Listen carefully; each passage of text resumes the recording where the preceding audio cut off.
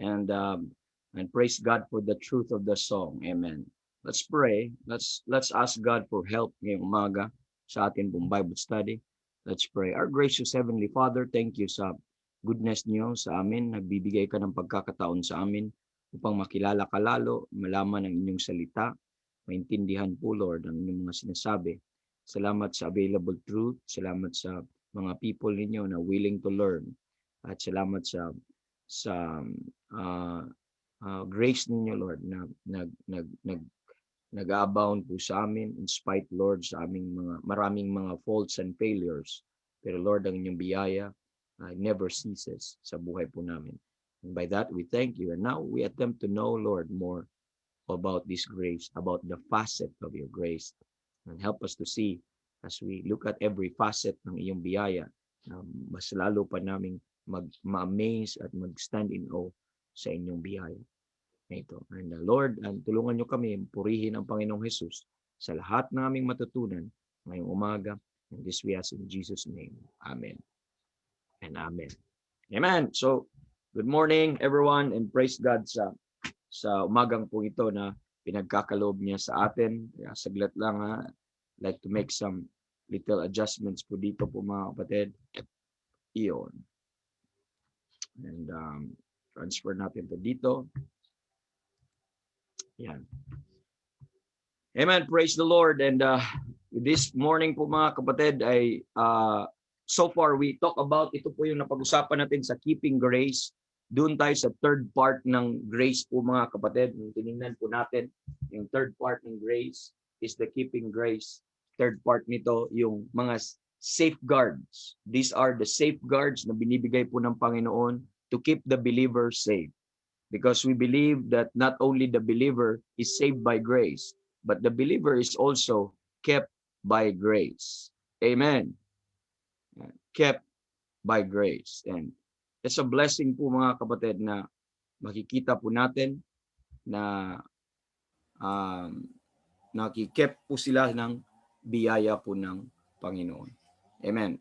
So in this regard,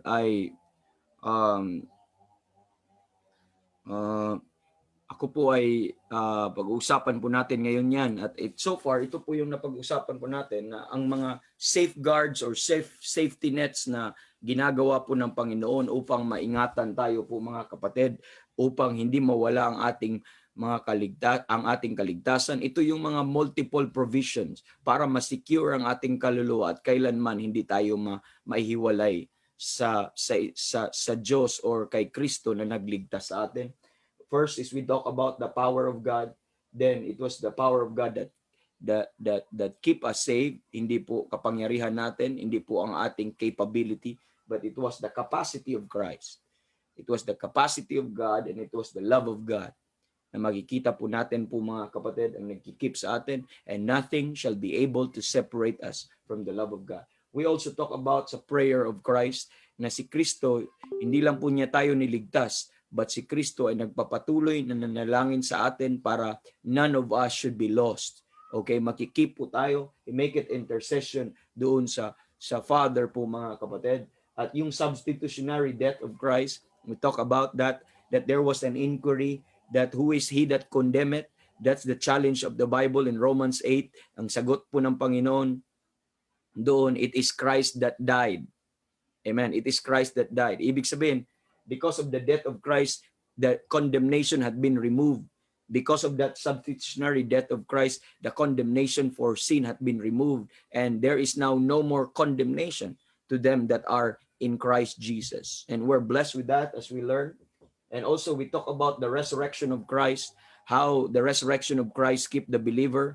And when you are saved, when you trusted on that all-sufficient crosswork of Christ for your salvation, as your hope of salvation po mga kapatid, ora mismo instantaneously you are resurrected with Christ, or you are risen with Christ.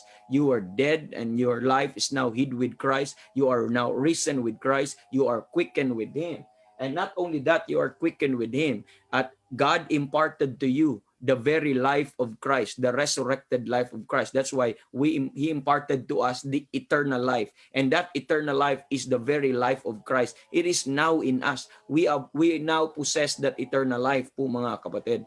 Pagdating po sa ano po mga kapatid, sa kamatayang spiritual, hindi, we're no longer dead but we're alive, and the life that which I now live in the flesh this is now the life of Christ. Kaya sabi ng Bible, mga kapatid, I am crucified with Christ, nevertheless I live, yet not I, but Christ liveth in me, and the life which I now live in the flesh, I live by the faith of the Son of God who loved me and gave himself for me. So we died, we were crucified, yet nevertheless we live.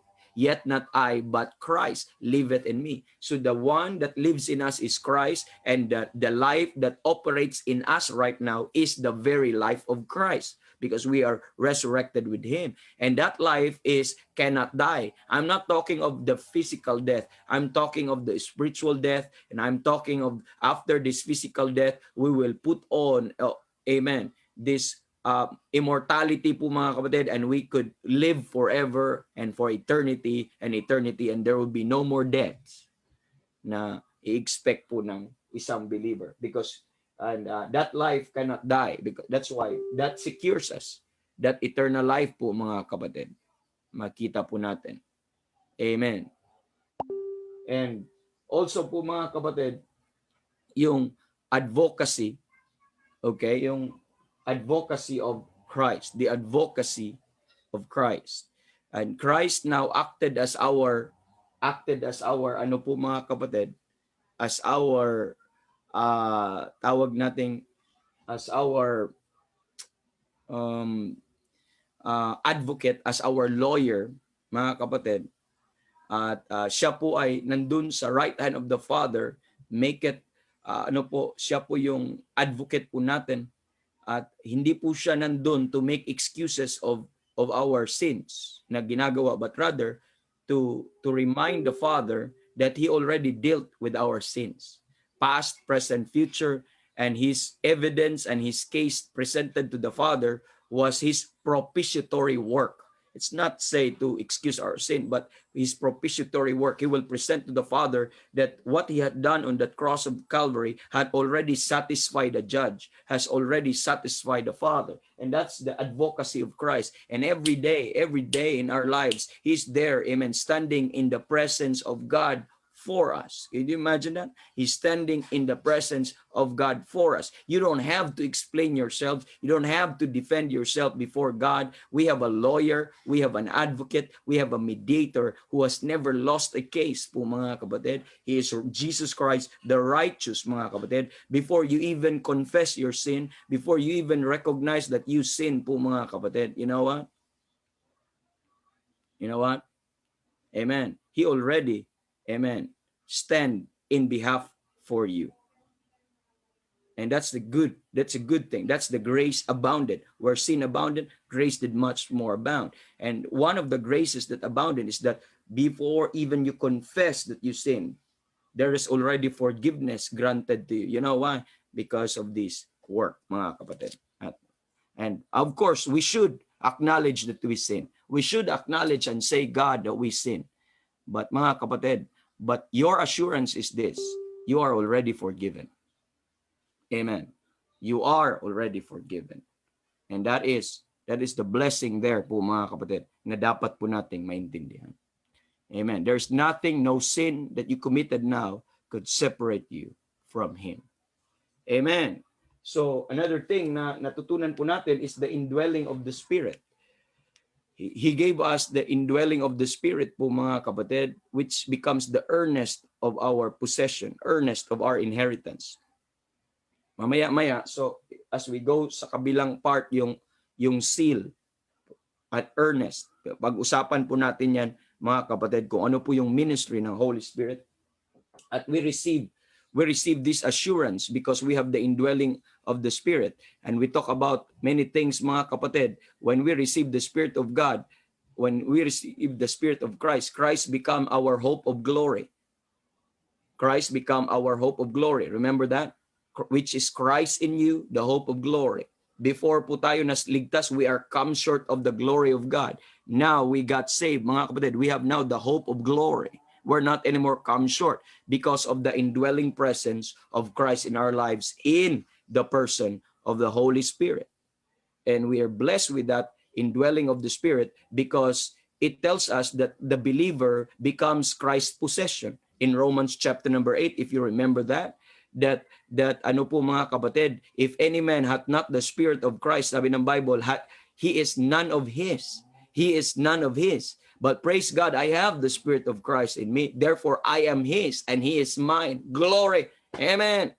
And that's a blessing there that every believer should contemplate. And that is a blessed contemplation, mga kapatid. Every time you think that you are owned by God because of the indwelling of the Spirit, that is also a seal. That is also a guarantee, mga kapatid, that we are owned by God. We are God's child po, mga kapatid, because of this indwelling of the Spirit. And also po, mga kapatid, we become the believer becomes God's temple. This body become God's temple. And we don't need the tabernacle anymore. We don't need the temple which made by hands. But this body now is the temple of God, which is in you, and ye are not of your own, for ye are bought with a price. Therefore glorify God in your body and in your spirit, which are God's. So since this body now, amen, is the temple of God, this body now could be a place of worship. This body now could be a place of praise. This body now could be a place of sacrifice. This body now could be a place of honor and adoration para po sa Panginoon. This body now could be a place of service. This body now could be a place of prayer. This body now could be a place of devotion. This body now could be a place of, amen, worship and all of that accompany kung ano yung uses ng isang temple. And I could go now directly to God. I don't need anything because I have already that priest in my heart, that high priest in my heart, and that is the indwelling Spirit. Amen. And our body become his possession, become his temple. And then rightfully so, we should make this holy because this is God's temple. Amen. Amen. We should not forget that. That's the blessedness of being indwelt by the Spirit. And the believer now becomes the habitation of God. In Ephesians chapter number 2, verse 22, the believer now becomes the habitation of God. We become the habitation. God indwelt in us and we are now God's habitation. Could you imagine that? Parang binaba ng Panginoon ang langit at you know that God bodily lives in heaven, but the glory of God is in us. Amen. Is in us. And he become now our habitation. He become now our dwelling place, his dwelling place. Isn't it wonderful? How could a finite mind, amen, fathom the depth of the riches of the glory of that mystery? It can't. I may not explain everything with these things, mga kapatid, but this is a Bible truth. This is a fact po, mga kapatid, because God said it, that I am now God's habitation. Amen. That's what Ephesians chapter number 2, verse 22 is telling us. Amen. We become the habitation of God. And not only that, in Galatians chapter number 4, verses 5 to 7, the believer now become God's son. Because of the indwelling of the Spirit, we become now God's son. Kaya nga, sabi doon, because ye are sons, God sent forth the Spirit of His Son into your heart, crying, Abba, Father. Amen. He sent forth the Spirit of His Son in our hearts, crying, Abba, Father. We could now call God our Father. Remember, not only that, He indwelt in us. He also, that Holy Spirit testify, mga kapatid. The Spirit becomes the believer's witness also. Because of that indwelling of the Spirit, we become the Spirit, that same Spirit that indwells in us, become our witness of sonship. Our witness of sonship, that we are truly the child of God po, mga kapatid. Amen. Explain po natin yan, mga kapatid. doon, and it's very clear that it is the Spirit that beareth witness with our spirit that we are the children of God. When we receive that Spirit, we receive not the spirit of bondage again to fear, but we receive, mga kapatid, the spirit of adoption whereby we cry, Abba Father. Capital S, the spirit of adoption whereby we cry, Abba Father. For it is the Spirit that beareth witness with our spirit that we are the children of God. That's something na worth rejoicing po, mga kapatid, na mga katotohanan po na ito. And we discussed that last week in depth po, mga kapatid. And we also talk about the regenerating work of the Spirit or the regeneration of the Spirit. That how this one po, mga kapatid, nagpipreserve po sa atin itong regeneration na we are born of God. Pag sinasabi nating regeneration, that means we are born of the Spirit with life from above into God's family divine. Amen. Into that family of God. We're born of the Spirit. We are regenerated. Amen. By the washing and the renewing and the regeneration of the Holy Ghost, mga kapatid. And that's by grace. Ibig sabihin, He imparted to us a new nature, and we have now the very nature of God. Amen. And this is the impartation of that new nature that is now in operation to us. And the vital fact of that relationship, mga kapatid, that true birth, being born again or true birth is this spiritual birth. Amen. Could never be disannulled. Once ikaw ay anak na ng Diyos po, mga kapatid, it could never be disannulled. Yun po regardless of anong mga kasalanan, it could never be, amen, forfeited and disqualified or disannulled po, mga kapatid. Just like any relationship of the father and son, amen, relationship, it could never be disannulled. Amen. It is, but it is sealed by the blood of Christ. Amen. That the blood that flows from our veins in our spiritual being po, mga kapatid, is the very blood of Christ. That's the mark. That is the evidence po, mga kapatid, that we are His son, we are His child, and it could never be disannulled po, mga kapatid. We are regenerated. We are born into. Amen. We're born of God. Amen. We were once dead, but we were quickened, and He imparted to us His very nature, His very life po, mga kapatid. And that's the regeneration of the Holy Spirit. Ngayong umaga po, mga kapatid, we will be looking, mga kapatid, sa isa pang keeping grace na dapat nating tingnan is we'll be looking on the baptism of the Spirit. Number 9, the baptism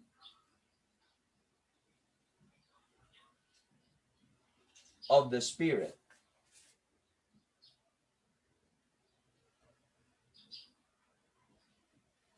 So, kung tingnan po natin ito, mga kapatid, itong baptism of the Spirit, this is another wonderful truth that every believer should know.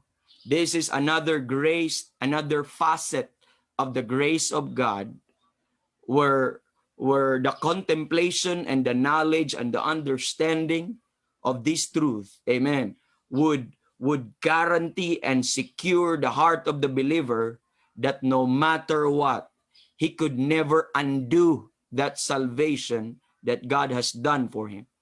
He could never invalidate that finished work and transaction that God has done the moment the believer, amen, the believer trusted that all-sufficient work of Christ, mga kapatid. And dito natin ma-assure ang ating heart that truly, wala po. Kung kahit wala na nga to could you imagine, this is a multiple defense and security. Kahit ito lang, kaya ka na i-keep na save Pero hindi lang yan Lahat ng facet, lahat ng tingin na isang weakness, isang butas na pwedeng makitaan po ng kaaway or adversary na tatanggalin tayo, ay lahat po yun ay na-satisfy po, sinatisfy po ng Panginoon, na secure po lahat. Kaya wala pong area sa buhay mo, mga kapatid, na hindi po, okay? Hindi po na ikaw ay protected po, mga kapatid. Lahat ito ay nabigyan po tayo ng protection ang mga bagay na ito. And this is another marvelous, wonderful truth that every believer should know. Let's go to 1 Corinthians chapter number 12. This verse is taken from, at anong kinalaman nito sa keeping grace? Anong kinalaman po nito sa pag-iingat po natin? Napakalaki po mga kapatid. And as we know it, and very few among Baptists who understand really the real essence and the significance and the importance of this baptism of the Spirit po mga kapatid. Amen. So, in 1 Corinthians chapter number 12, I'd like you to understand this in verse 12, chapter 12, verse number 13. But babasahin ko lang sa verse 12, starting verse 12. For as the body is one and hath many members, okay, and all the members of that one body being many are one body, so also is Christ. Verse 13. For by one Spirit are ye all baptized into one body. So take note, for by one Spirit are ye all baptized into one body, whether we be Jews or Gentiles, whether we be bond or free, have been all made to drink into one Spirit. Now, you see that word baptized po mga kapatid. Sometimes ang concept natin sa baptism ay water. But contrary to popular belief, there are at least 7 different baptisms that we can find in the Bible, and it's not all about water. But isa po sa classification ng baptism na malalaman natin is sometimes that baptism, it's not all about physical and it's not all about water. Sometimes it is spiritual. At isa po dito ay yung baptism of the Spirit. Now, if this is not part of our lesson, but this would help your understanding para maituro po natin na makita yung different baptism po sa Bible po mga kapatid. But I'll just give you the list of possible baptism, ay mga baptism po sa Bible. Now, first makikita natin ang very common is John's baptism. And that baptism is water po mga kapatid. Makikita po natin sa Matthew 3, sa Luke chapter number 3, that the medium of that baptism is water. For John truly did baptize you with water unto repentance. So what baptism is that? That is water baptism. But that is baptism for the remission of sins. And the subject of that baptism is the nation of Israel. Amen. And that is to identify them, amen, to their Messiah. And that is the purpose of that Christ might manifest to Israel. Sabi ni sa John 1:31, sabi ni John, therefore I am come baptizing, that Christ might manifest to Israel. So we have nothing to do with this baptism, but that's water baptism. But if you read in Matthew chapter number 3, sabi niya, John indeed baptized you with water unto repentance. But there's another thing in that verse, but he that cometh after me, whose shoes I am not worthy to bear, sabi niya doon, he shall baptize you with the Holy Ghost and with fire.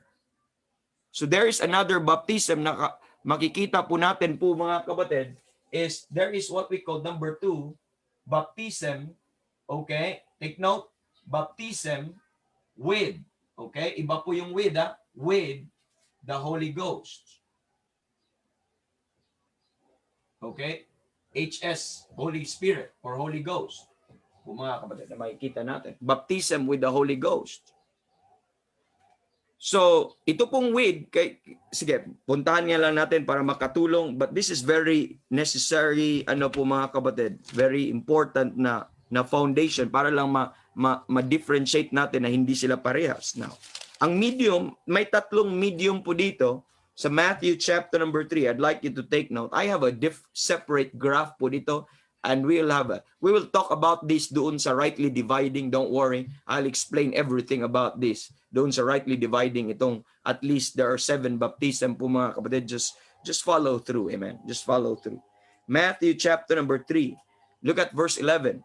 I indeed baptize you with water unto repentance. So, ano ang medium ni John? With water. I indeed baptize you with water. So, John's baptism. O, lagyan po natin ng John's water baptism.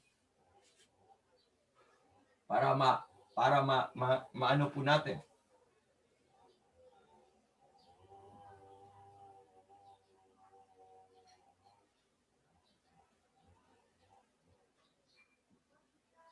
Okay, para ma-differentiate natin na maayos. So we see here John's water baptism po mga kapatid.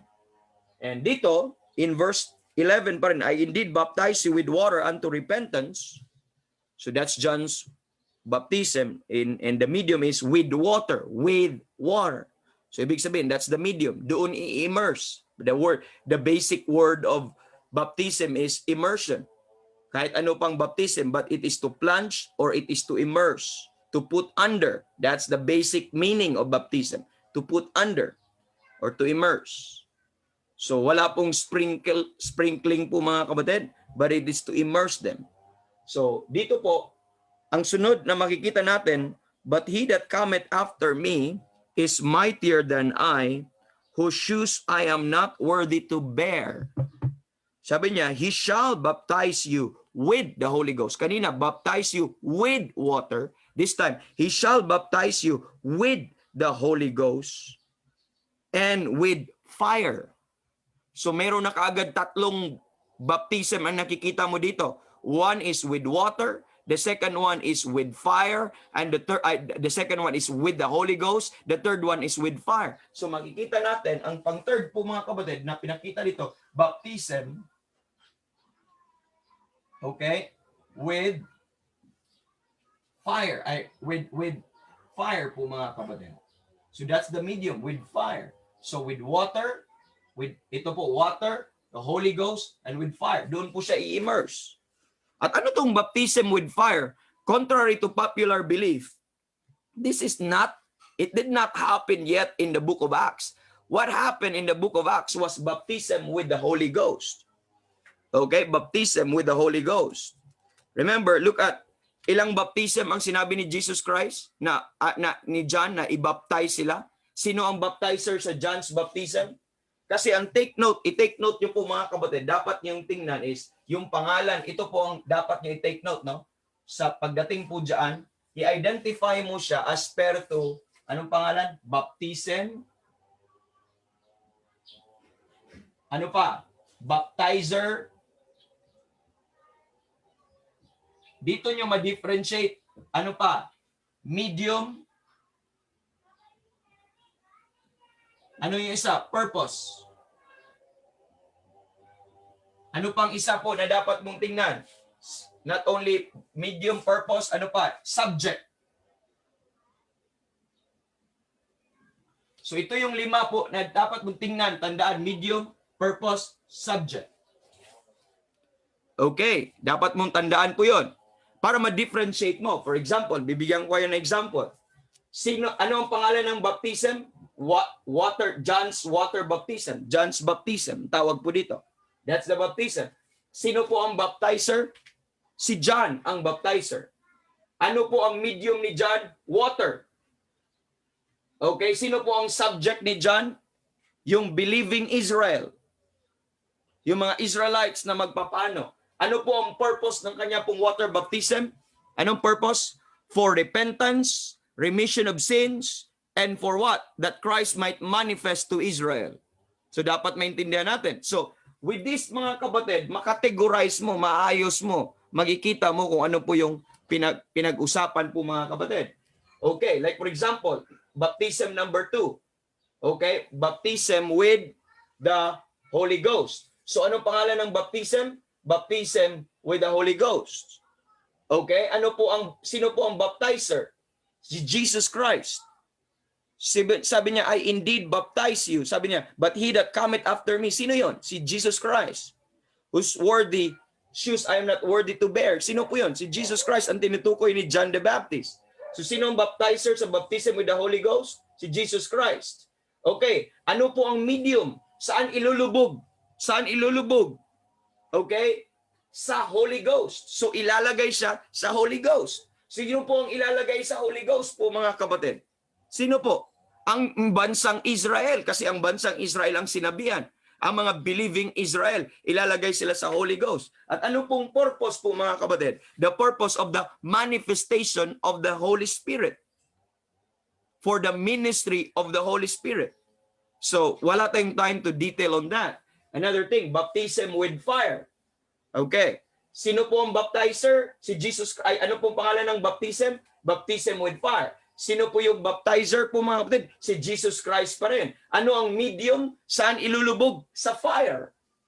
And that's not talking about ano po mga kapatid na filled ka ng Holy Spirit, na baptized ka with fire.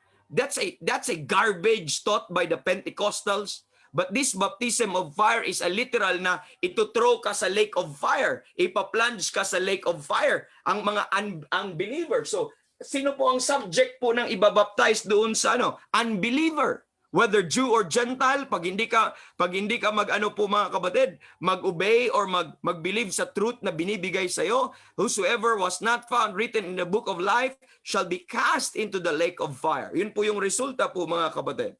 And ano po ang purpose po dito? Amen. Judgment. That is for judgment po mga kapatid. Ang purpose ng baptism po na ito.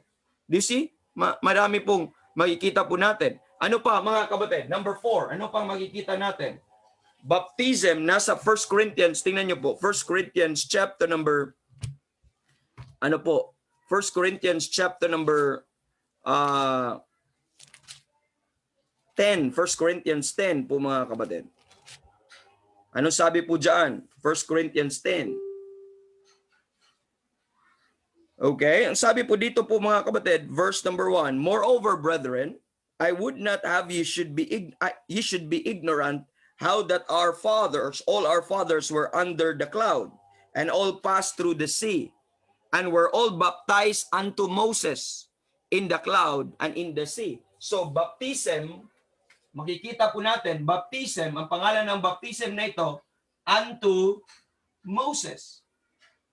So kailan nangyari historically ang baptism unto Moses na ito? Do you remember nung nag-cross sila sa Red Sea out from Egypt papunta po sa promised land po mga kapatid, or sa wilderness muna papunta? That's the baptism unto Moses. Sino ba tong Moses? Is this Moses the person? No. That's Moses as the theological term for the law. They're baptized unto the law. So ibig sabihin po mga kapatid, sino po ang ano po ang pangalan ng baptism? Baptism unto Moses. Sino po ang baptizer? Sino po? Ang Diyos ang nagbaptize sa kanila when they passed through doon sa Red Sea po mga kapatid. At ano po ang medium po ng ano po na ito po mga kapatid? Baptism na ito? Hindi water kundi law. Inilagay sila sa batas. Kaya pag cross nila sa Red Sea, they are now under the law. They are immersed under the law. They are baptized unto Moses po mga kapatid. So they're under the law. And the subject, sino pong subject dito po mga kapatid? That's the children of Israel nung time na yon. At yung purpose po mga kapatid, to put them of course under the law. Amen. To put them under the law so that the law will have dominion over them. And many more po mga kapatid. Like for example, ito po yung baptism, okay? Baptism of suffering.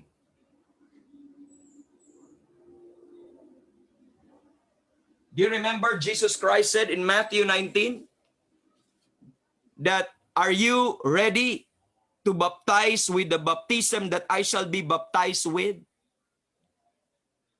He said, are you willing to be baptized with the baptism that I shall be baptized with? Remember, na-baptized na siya sa water with John. Pero meron pa siyang baptism to be baptized with.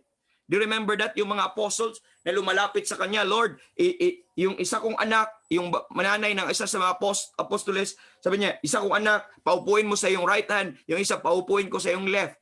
At sabi ng Panginoon, wait, are they ready to be baptized with the baptism that I shall be baptized with? Ano yung baptism na yun? Baptism of Christ's suffering. That is to say, ano pong pangalan po na ito po mga kapatid? Baptism of suffering. Sino po ang baptizer? Ang Diyos, God the Father. Okay? Ano po ang medium? Ilalagay po si Kristo sa wrath of God. Ilalagay po siya sa intense suffering because He is going to die. Jesus Christ was put under the wrath of God when He became sin for us. Amen. He became the subject of the wrath of God. Amen. Na mai-pour out sa Kanya. Yun yung baptism of suffering po mga kapatid. At ano ang purpose po ng baptism po ng suffering po na yon? It is to save, to become a substitute, to become our Savior po mga kapatid. At sino po ang subject ng baptism po na yan? Sino po ang subject? Sino po ang ibabaptize? Si Kristo ang ibabaptize, ilalagay siya under sa wrath of God. Do you see that? Kung once that you will categorize that, ito, boom, magiging malinaw po yun mga kapatid. Number 6, of course, believers, water baptism. Makikita po natin, believers, water baptism. Makikita nyo na ang lahat ng nag-believe sa Bible ay binautismuhan po sila po mga kapatid. That's why we call it believers water baptism. Sa mga nag-believe. Amen.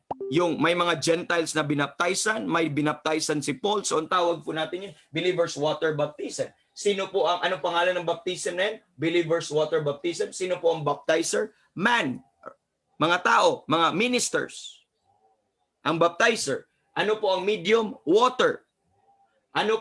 Sino po ang subject? Believer, hindi unbeliever. Okay? The same.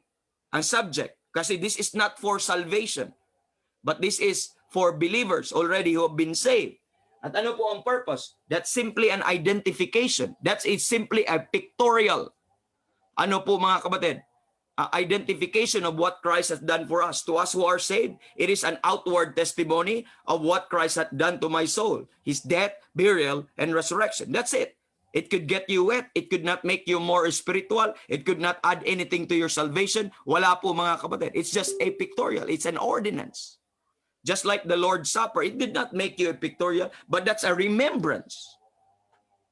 Amen. You remember what Christ had done for you. But when it comes to water baptism, you are also identifying, you are also testifying that this is how I got saved. Amen.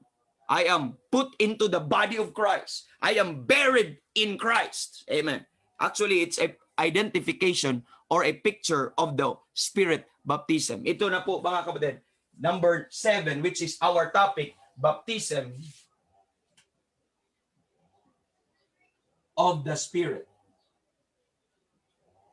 Now, I'd like you to understand, maybe you will be asking po mga kapatid, what's the difference between baptism with the Holy Ghost or with the Spirit and baptism of the Spirit? Malaki po ang difference. Paano po? Okay, i-identify natin. Ano pangalan ng baptism? Okay. Baptism of the Spirit. Sino ang baptizer? Ang Spirit. Sino ang baptizer? The Spirit. Dito, sino ang baptizer dito sa baptism number 2? Sino ang baptizer? Si Jesus Christ. So, sino ang baptizer dito? Ang Holy Spirit. Ano ang medium? Ano ang medium dito po mga kapatid? Okay. Ang medium sa number 2, saan sila i-immerse? Sa Holy Spirit sila i-immerse. Sa Holy Ghost sila i-immerse. Sino ang baptizer? Si Kristo. Saan ni Kristo i-immerse ang mga believer? Sa Holy Spirit. Dito, sino ang baptizer? Ang Holy Spirit. Saan i-immerse?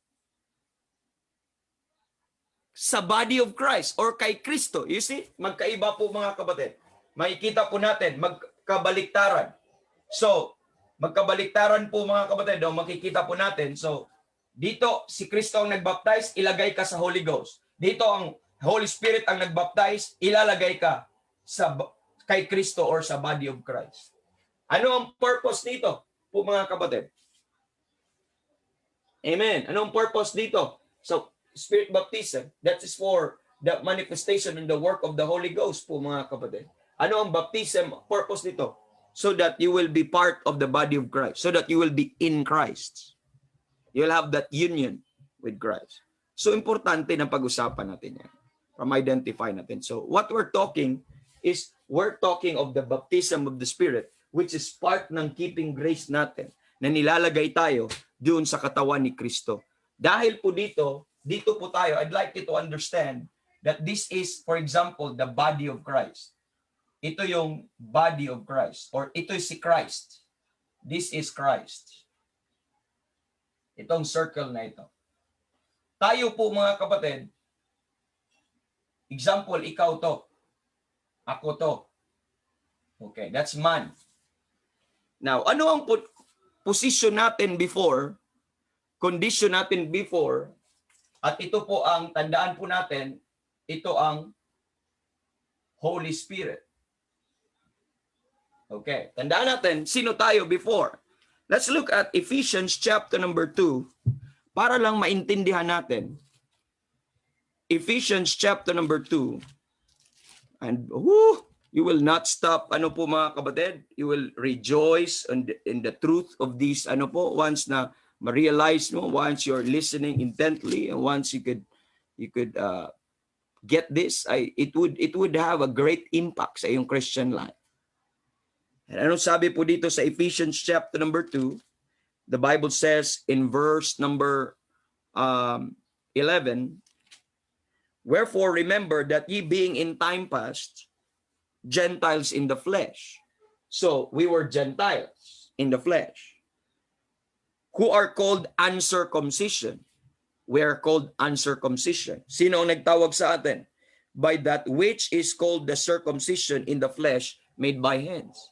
So ang tawag sa atin, mga uncircumcised. That word is very degrading. Do you not know that? Not only ay ano po mga kapatid, ikaw ay tinawag na diniscriminate, but that is calling you filthy. Pag uncircumcised, we're called filthy. Okay, we are Gentiles and we are called uncircumcision. Now ito pa masaklap, verse 12. That at that time, nung bago ka na saved, at that time, ye were without Christ. Now, I'd like you to take note, ano po ang tawag sa atin? Ito po tayo as unbeliever, we are without what? Christ. Dapat intindihin natin. So ano ba ang without Christ? Another thing, at that time, ye are without Christ, being aliens from the commonwealth of Israel and strangers from the covenants of promise, having no hope and without God in the world. We are not only without Christ, we are also without God. And because we are without Christ and without God, rightfully so, we can be called as no hope. Having no hope. Because our hope is Christ and our hope is God. And we are no hope if we don't have Him. So now I'd like you to take note the shift in verse 13. But now in Christ, so this is in Christ. But now in Christ, okay, I'd like you to take note on without or in at saka without. Okay? But now in Christ, ye who sometimes were afar off are made nigh by the blood of Christ. So ano po ang signification or significance mo na gusto kong i-point out? When you are unbeliever po mga kapatid, ye are without Christ. Pag sinabi mong without Christ, hindi yan phrase na wala kang Kristo. While it is true na wala kang Kristo. But every time, most of the time, pag sinabi mong without sa Bible, depending on how the context use it, but oftentimes, pag sinabi ng Bible, without the gate, pag sinabi ng Bible, without the camp, that means to say, you are outside of the gate. You are outside. You are without. You are out, not in. Pag sinabing without the camp, you are outside the camp. Without the gate, outside the gate. When we talk about without Christ, not only wala kang Kristo, that statement is true, wala ka talagang Kristo. But you are not part of Christ. You are outside of Christ. You have no dealing with Christ. But when you got saved, when a believer is saved, this is now the Holy Ghost, okay? Okay, now the Holy Ghost take this believer when you put your faith dito po mga kapatid, okay? When you put your faith on the crosswork of Christ, okay? Ito po nangyayari. When you put your faith on the crosswork of Christ, the Holy Ghost, okay, takes you now and baptize you into that one body. Intindihan po natin? He takes now the believer, isa sa mga ministry niya, and baptize you into that one body. That's why the Bible says, for by one Spirit are ye all baptized into one body, whether we be Jews or Gentiles, whether we be bond or free. So you are baptized. Who is the baptizer? The Holy Spirit. Baptize you into. So He plunged you into. He immersed you into the body of Christ. In Christ. He immersed you in Christ po mga kapatid. Therefore, the believer now po mga kapatid is now is within Christ. That's why ang tawag po sa kanya ay he is in Christ. So dito he is without Christ, nung unbeliever po siya, pero nung na-save siya, ang tawag sa kanya in Christ. But now in Christ. Who is responsible, naging kaparte ka kay Kristo, you become flesh of His flesh and bone of His bone, is the Holy Spirit that plunged the believer into the body of Christ. And you have now that union with Christ. And you can now drink, lavish yourselves, and take the privilege of, you could now enjoy all that is within Christ. Salvation, sanctification, justification. I love, amen. All spiritual blessings in heavenly places, and wisdom, righteousness, holiness, faith, and everything that is in Christ. The believer is now made partakers. You are now, amen, drinking in all that He has and all that He is. And that's the beauty of that salvation po mga kapatid, na ginawa, salvation work of the Holy Spirit. He plunged you into that body of Christ. Now, two things nang nangyayari if you observe. If you look at the indwelling Christ and the baptism of Christ, is dito po mga kapatid, dito sa indwelling, okay? Ito po yung indwelling, for example, ito yung indwelling, at ito yung baptism. Ano pong makikita mong difference po mga kapatid? Baptism. Napakaganda. This would give you now the reciprocal indwelling between Christ and the believer. For example po mga kapatid, this is the believer. Okay, in indwelling, ito yung believer. Dapat natin tingnan the believer. In indwelling, dito si Christ. Christ in you. Namuhay si Kristo, nasa iyo. Pero sa baptism of the Holy Spirit, ito si Christ at dito si believer. So baliktarang pagtahan. So ibig sabihin po mga kapatid, who could separate you now? Who could separate you now? Not only si Kristo nagiging kaparte sa iyo by indwelling of the Spirit, nagiging kaparte siya sa iyo, He lives in you, He dwells in you, He's in your heart mga kapatid, He's in your spirit now, your body now becomes the habitation of God. The believer now become the habitation of God by indwelling, but more than that po mga kapatid, ikaw din ay nilagay kay Kristo.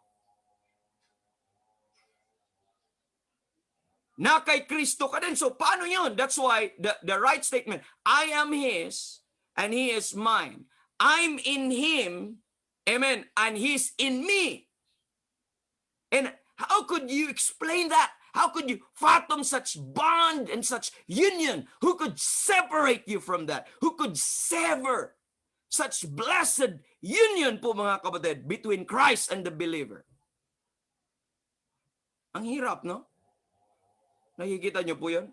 Para bang, okay, ito si Kristo, ay ito ikaw, nung ikaw ay naligtas, nanahan si Kristo sa iyo. So nasa gitna, nandito si Kristo sa loob. At ikaw din ay nanahan kay Kristo. So ang hirap i-explain. Paano ko ba i-explain yung ganun po mga kapatid? Baliktarang pagtahan. Ito ang believer, si Kristo ay nakatira sa iyo, at ikaw din ay nakaloob ni Kristo. In and out. Vice versa. Woo! The Christian now, the believer now, because of that fact, because of this baptism, the believer now is so vitally united. You are vitally united to Christ. And by that baptism, you are called to be in Christ. That's why I am in Christ. You are in Christ. The challenge is there. Who could take you away out from Christ? Who could take you out from Christ? Nobody. Not even the devil, not even yourself. Because he lives, you live in him. And he lives in you. Amen. So you are now said that the believer is now in Christ, and Christ is said to be in the believer. Up to this very moment, I taught this, mga kapatid, this truth for 15 years. Up to this very moment, I could still not add words and more explanation to that. Because it's too deep. And ang hirap i-explain. That union, that mga kapatid, bondedness ay napaka ganda at napaka sarap at wala kang ibang magagawa kundi mamamangha na lang. Intindihan po natin? And how that is so secure. Ano pa bang maka-assure sa heart mo na hindi mawawala ang iyong kaligtasan with that truth? Amen. And according to the scripture, mga kapatid, there is no other meaning to that baptism of the Spirit than that 1 Corinthians 12:13, that He puts you into the body of Christ. That you are being placed by the Spirit in that organic union. This is not just a union, a membership of a club, or a membership of our organization, or a membership of ano po mga kapatid, yung mga factions or groups. Amen. But this is an organic union. When I say an organic union, mga kapatid, this is not, you are not part of an organization, but you become part of an organism, of a living, amen, creature. Just like kung may bacteria ka, you know what happened to the bacteria? May mga viruses, nagkaroon siya ng organic union sa iyo. Kasi buhay ka eh. This is an organic union. Nagiging parte ka. Just like my eyes has organic union with the whole body. My hands has an organic union with my whole body. My ears have organic union with my whole body. My heart and everything, every member, every organ that I have has an organic union with my entire body. That is our union with Christ. That's why we are told, mga kapatid, that He is our head and we are His body. That's why we are called the body of Christ. Mga kapatid, the only way for you to take away or to be removed from Christ is let's look at Ephesians 5, shall we? I don't know, but this is how you can lose your salvation. You want to lose your salvation? Okay, think about it. Ephesians 5, verse 30. For we are members of His body, and of His flesh, and of His bones. Nakita niyo po? That's an organic union. You are member of His flesh and of His bones. And we are His body, and Christ is the head. Look at the Bible says in verse 23, husbands, for the husband is the head of the wife, even as Christ is the head of the church, and He is the Savior of the body. So that's an organic union. The head and the body, they are one and inseparable. Listening? Ulitin ko, they are one and inseparable. Now, if you are the hand of Christ, kailangan, the only way for you na mahiwala is putulin ang kamay ni Kristo at itapon sa impyerno. Ganun ba yun? Can God cut off His hand and put you in hell?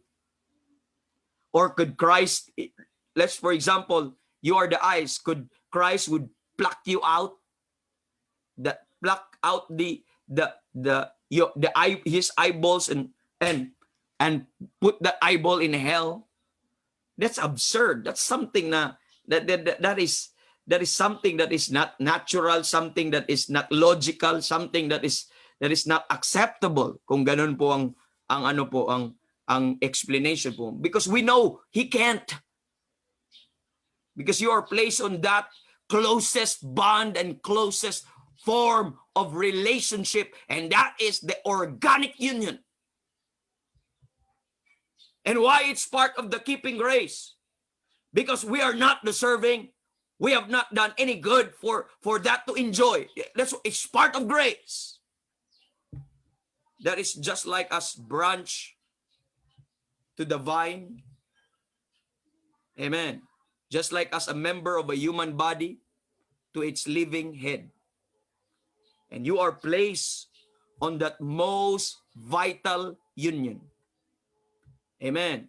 You are placed on that most vital union po mga kapatid. To Christ. And what is the medium? Through the baptism of the Holy Spirit po mga kapatid. And the believer now is said to be partaker.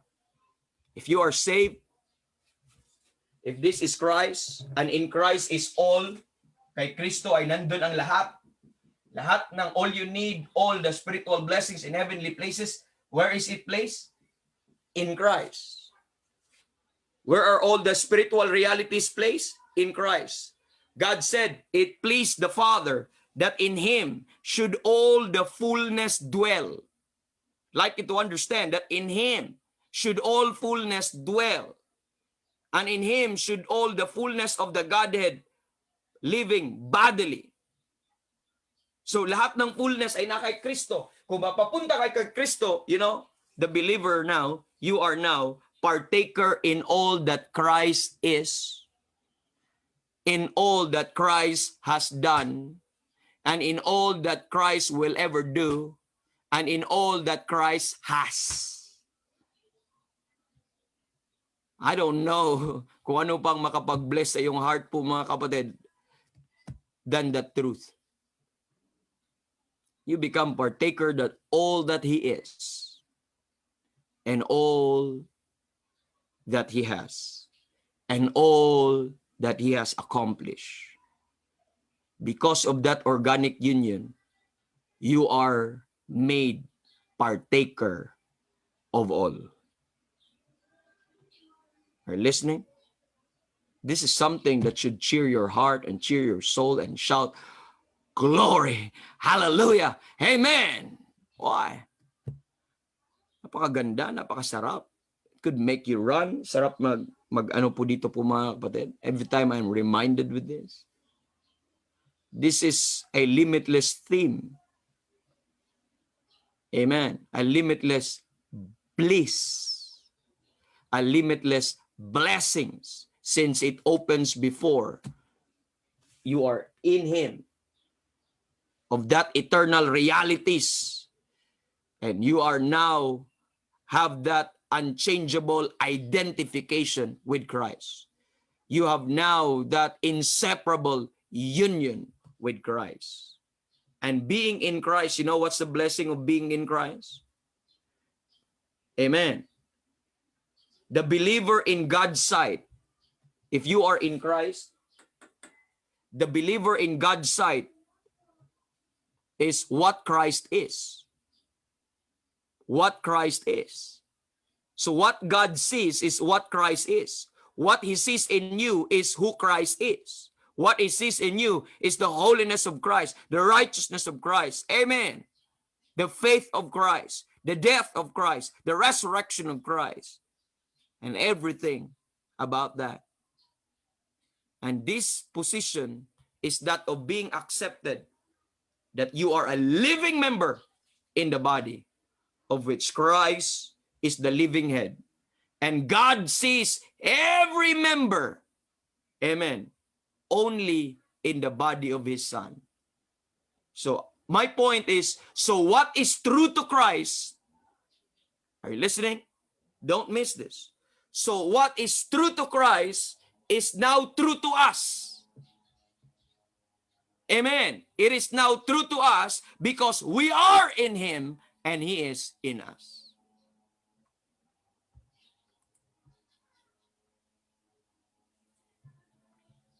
Amen.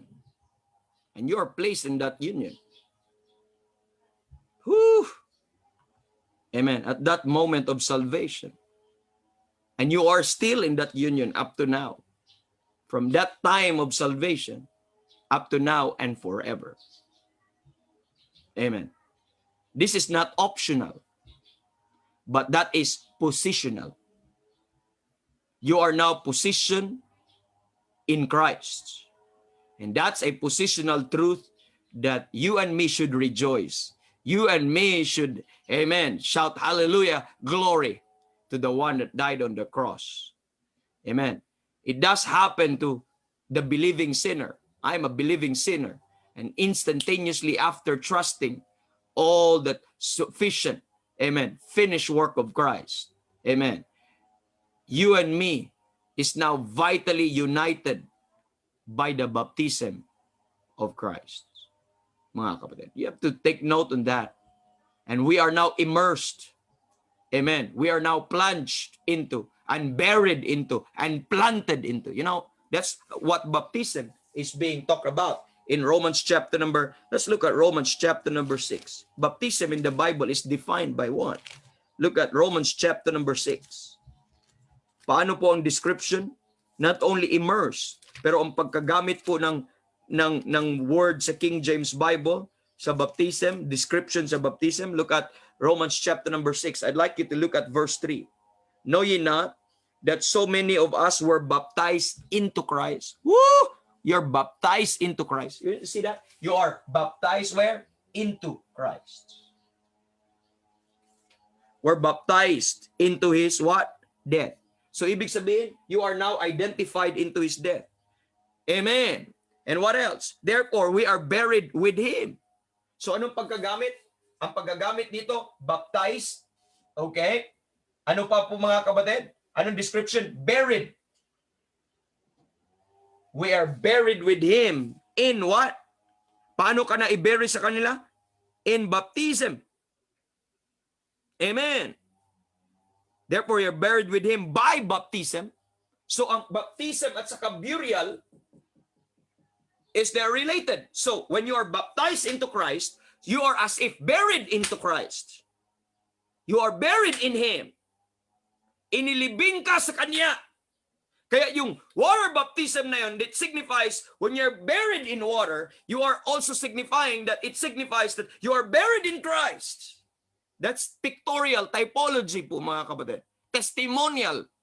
Pero ang reality na nangyayari, positionally speaking, you are buried in Christ, mga kapatid. Amen. What else?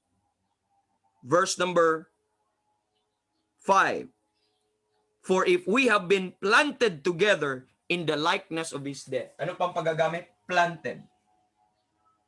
That's how the Bible defined baptism. You are baptized or immersed into, you are buried, or you are planted.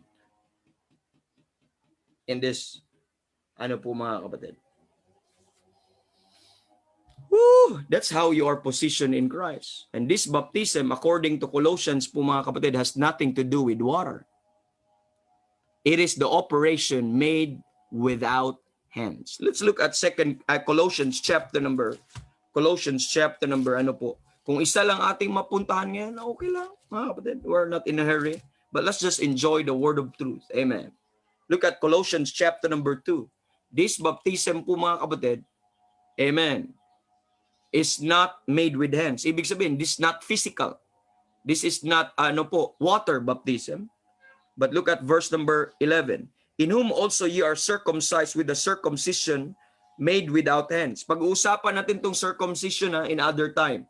Isa po yun sa keeping grace na dapat nating ma-appreciate. Okay? Made without hands, in putting off the body of his sins of this flesh by the circumcision of Christ. Look at this, verse 12.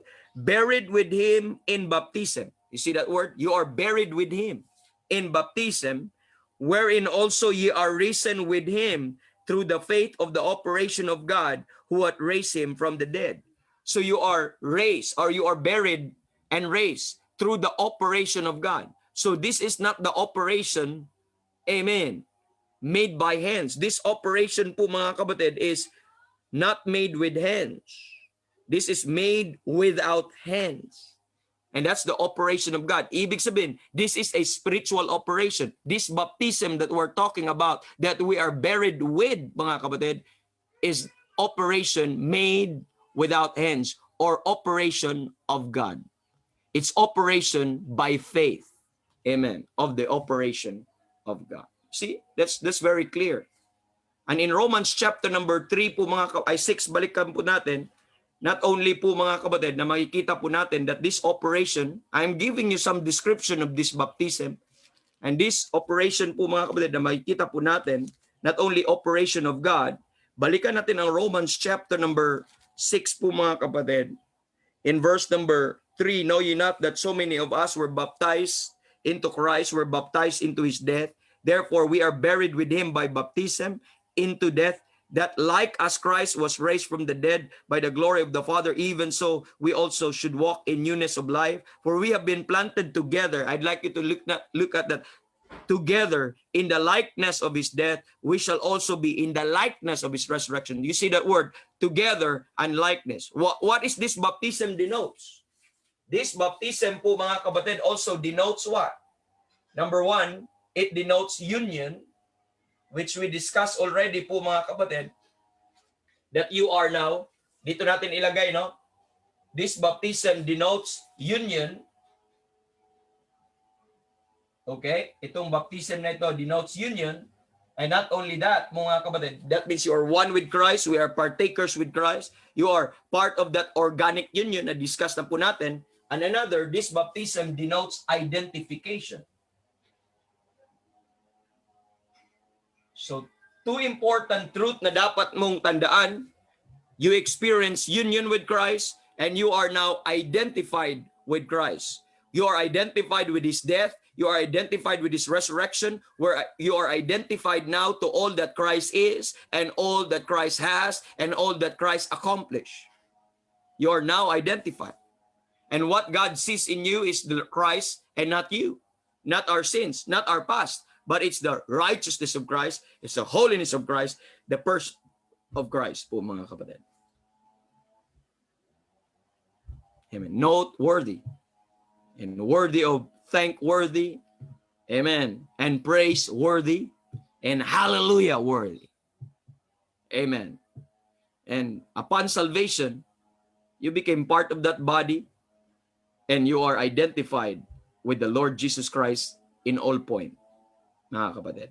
And we become identified with Christ and he with us. He is identified with us.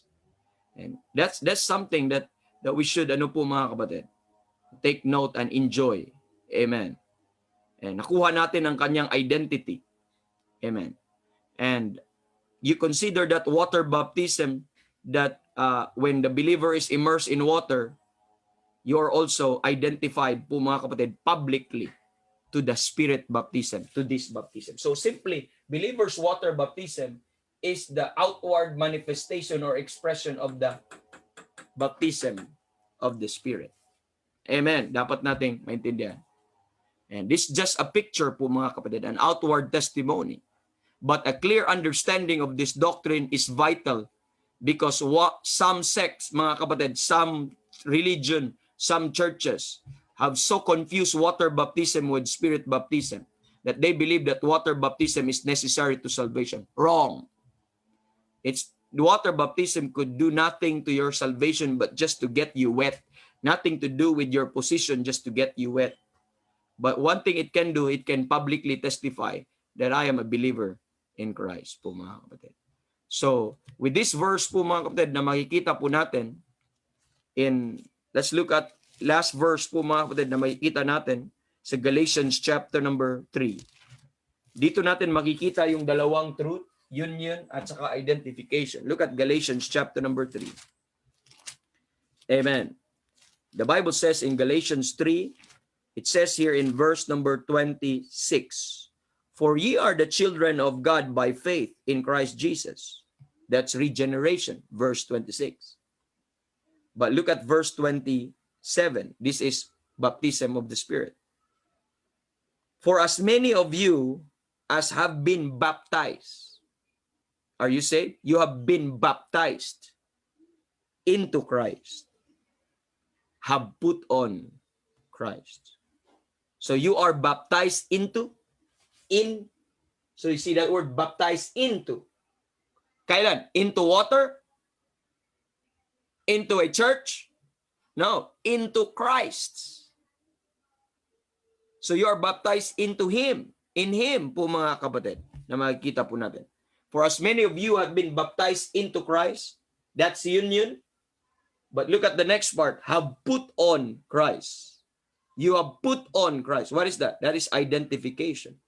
You are identified now to Christ. Kaya, if you already put on Christ, if you already put on the robe of His righteousness, if you already put on the robe of His holiness, if you already put on the robe of His person, verse 28, there is neither Jew nor Greek.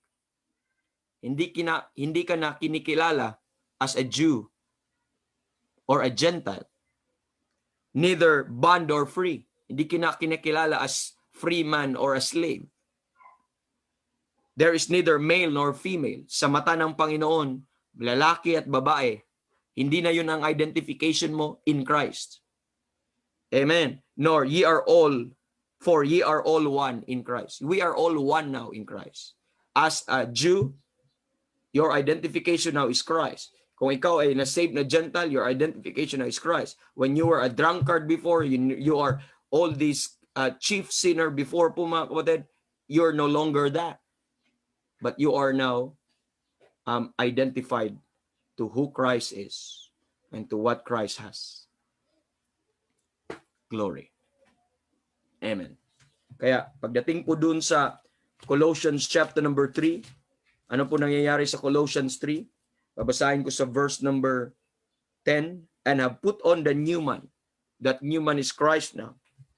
At sabi po niya dito po mga kapatid, which is renewed in knowledge after the image of Him that created him, where there is neither Greek nor Jew, circumcision nor uncircumcision, barbarian, Scythian, bond nor free, but Christ is all, and in all. Amen. Christ is all, and in all. As you see there, mga kapatid, kikita po natin na Christ is now that all. It's not all about you. It's not all about me. It's all about Him. Amen.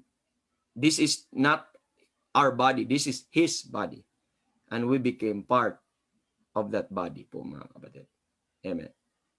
So we became part of that body because the Holy Spirit baptizes each believer into that one body.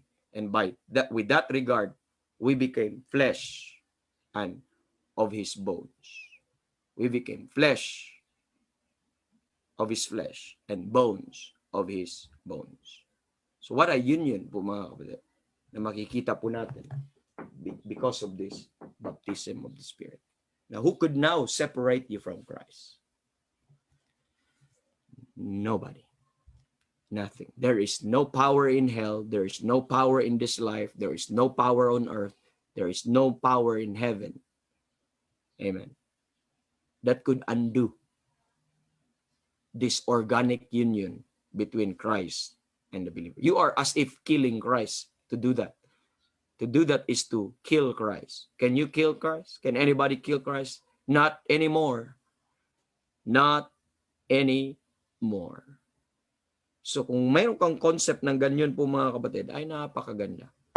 Napakasarap. I have already 10 minutes na lang po dito po mga kapatid. It would be ano po, kung magdagdag pa tayo ng isa po mga kapatid, it would be a very ano po, mabitin lang tayo at hindi po magkasya po sa atin ngayon ang ano po ang ating oras kasi kulang tayo, maputo lang tayo. I don't want to put you hanging in that part, in that regard, but I hope you learned something this morning, something very beautiful that we just talked about. These are one of my favorite subjects that I'd like really to talk about po mga kapatid. Ito pong mga ginagawa ng Holy Spirit sa buhay po natin. And do you think that's part of the keeping grace? Yeah, sure. It is. Amen. Kaya God could not condemn you because what He sees is Christ in you. Amen. God could not anymore judge you because what He sees is the death of Christ. He's satisfied every time He sees you. He will see the resurrection of Christ every time He sees you. Amen. And He's always satisfied. At yun po yung beauty po dyan mga kapatid.